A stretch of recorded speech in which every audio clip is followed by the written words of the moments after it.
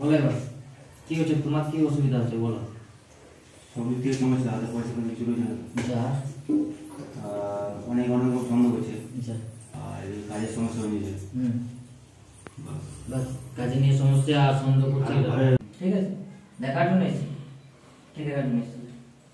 যে আমার মধ্যে কিছু হয়েছে, শরীরে কিছু প্রবলেম আছে কিনা আছে। আচ্ছা আচ্ছা তো আমি বলে দিচ্ছি ঠিক আছে। কাজে নিয়ে এসেছিলে, দেখার জন্য এসেছিলে ঠিক আছে।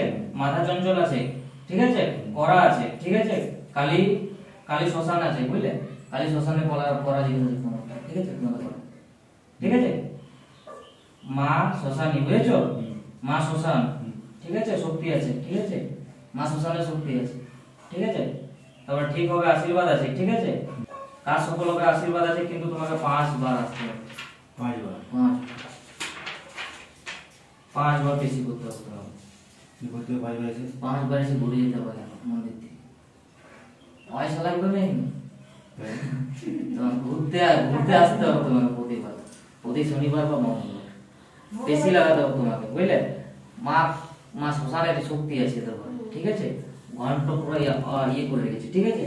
আর যে মাথা চঞ্চল করা আছে, কেমন এমন কথা বলাছে, সেটা এরই কারণ আছে ঠিক আছে। মাথা চঞ্চল অনেক করে দেয় ঠিক আছে, কাজে সব রকমের সব জিনিস হতে দেয় না ঠিক আছে, সেই জিনিসগুলো এগুলাই ছিল তো সমস্যা।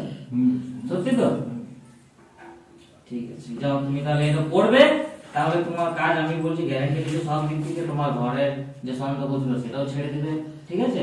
5টা মাত্র শনিবার যদি করে দিবে, এই সন্ধ্যাবাদী সব ছেড়ে যাবে, কাজ ধান্দা যেগুলো আটকে আছে সেগুলো পুরো হবে ঠিক আছে।